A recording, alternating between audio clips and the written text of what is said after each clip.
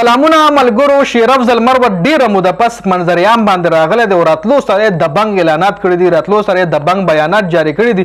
یو تپوس ترې وشو چې آیا ته اوس هم پی ټی آی کې که نه؟ نو شیر افضل مروت والله ډېر زبردست جواب ورکړو، د خندا ډک او د غصې ډک جواب یې وله ورکړی. شیر افضل مروت والله ویلي مړه دا ته څنګه سوال کوې؟ وایي هسې دې وویشته، وایي په سوال طریقه هم نه پوهېږي. زه د پی ټی آی د قومي اسمبلۍ ممبر یم او فی الحال پارټۍ نه سسپینډ شوی یم، نو ځکه نن سبا په سایډ یم. د رؤوف حسن ګرفتارۍ حوالې سره هم شیر افضل مروت نه تپوس شو چې دې حوالې سره شیر افضل مروت ورله ویلي دي چې د رؤوف حسن ګرفتارۍ زه مذمت کوم. جي نور ته هم تپوسونه شوي دي د بوک هړتال حوالې سره، د پی ټی آی بوک هړتال حوالې سره شیر افضل مروت نه سوال وشو. نو شیر افضل مروت ورله ویلي دي چې احتجاج پکار دی، چې هر څنګه احتجاج وي خو احتجاج کم از کم پکار دی. که بوک هړتال احتجاج وي، چې هر څنګه احتجاج وي خو احتجاج پکار دی. بیا ترې صحافي تپوس وکړو چې نن سبا ته ښکار نه کم ځای کېږي؟ نو شیر افضل مروت ورته ووایي چې پی ټی آی افیشل میټینګ ته ما نه غواړي او زه خپله ورتلی نه شم. ما له ځان بد ښکاري چې زه بغیر د انویټیشن دغه افیشل میټینګ ته پرسنل میټینګ ته لاړ شم، نو ځکه ما ځان په سایډ کړی دی. بیا ته صحافي او بل صحافي تپوس وکړو چې ستا رکنیت ختمولو دپاره 4 رکني کمیټې جوړه شوې ده، نو آیا ته به هغه کمیټۍ مخې له کښېنې که نه؟ نو شیر افضل مروت له مزاحیه جواب ورکړو چې نه زه خو ولله نه کښېنم او زه به د خپل ځان په ځای تا لېږم، جي ته به هغه 4 رکني کمیټۍ ته مخامخ کښېنې. بل مریم نواز حوالې سره ته هم یو پوښتنه وشوه د شیر افضل مروت نه. شیر افضل مروت نه پوښتنه وشوه چې مریم نواز خو وایي چې مونږ به خپل 15 کاله حکومت تیرو، نو دې حوالې سره ته څه وې؟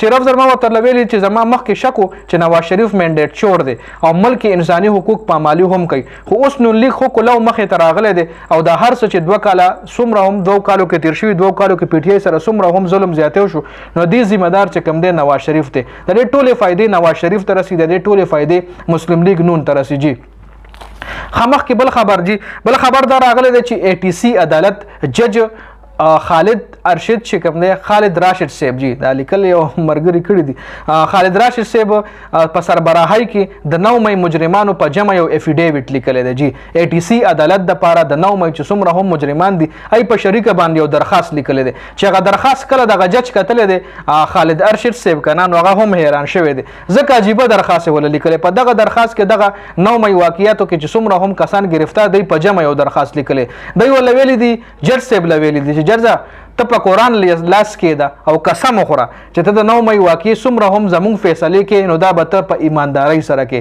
خو جج صاحب چې دغه درخواست ریډ کړی دی نور هم یېرېدلی دی، درخواست یې مسترد کړی دی او انکاري شوی دی.